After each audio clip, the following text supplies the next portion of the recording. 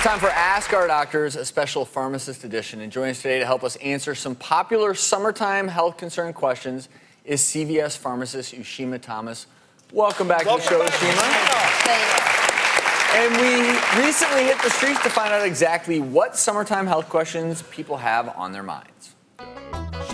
During the summer, when it gets really hot, I'd like to know what I can do to prevent heat exhaustion or heat stroke. How can I tell if I'm dehydrated and what's the best way to prevent it? What is a healthy diet I can follow in the summertime?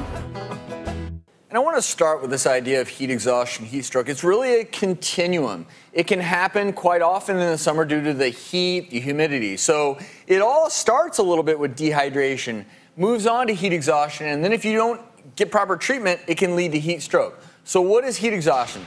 That's when you're in extremely high temperatures, you're overactive, overexerting yourself. You can get really sweaty initially, then you get a rapid pulse, you can get dehydrated, symptoms like you're gonna faint.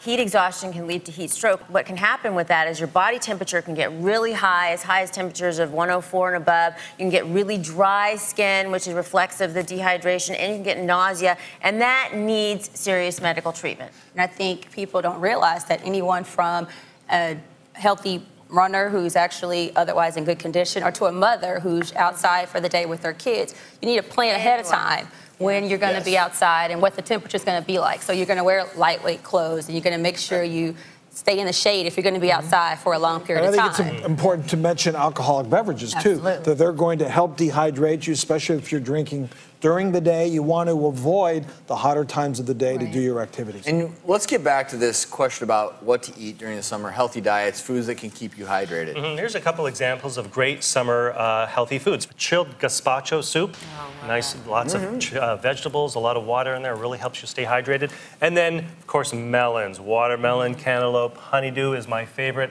Lots of water content really helps you stay hydrated. You know, on the subject of food, we want you to enjoy your barbecues, your picnics, that outdoor dining during the summer, but a couple tips.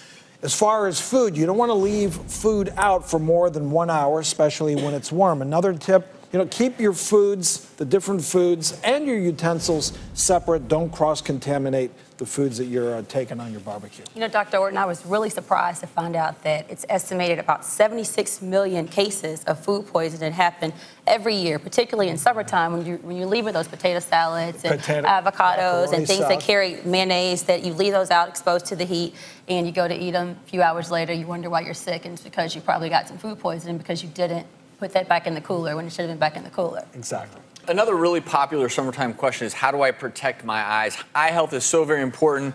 So how do I protect my eyes from the sun? Well, you need sunglasses because UV radiation can damage your eyes, increase your risk for cataracts. And hey, sunglasses also are cool.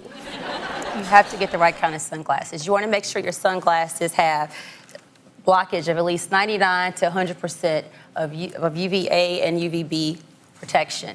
You also can develop a sunburn on your eye that's kind of similar to a sunburn on your skin, so having the right UV protection can prevent all of that.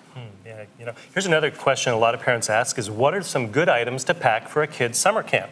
And I actually work as a camp doctor every summer, so I know a little bit about this, but extra stuff, extra clothing, extra shoes, because kids are going to get wet and dirty, and you want to be able to have something to change into. Also, some good bedding if they're going to be sleeping overnight or taking a nap there. But what do you want to leave at home? Electronics, video games, things like that. Just unplug for the summer. And you want to make sure before you actually get your kids into these summer camps, a month or so before, check on their prescriptions that they usually take during the summer. Their antihistamines, their inhalers, to make sure that you have those on board before you send them off to summer camp. And if you have an EpiPen in particular, check the expiration date on the EpiPen to make sure before you send that off, the EpiPen isn't expired.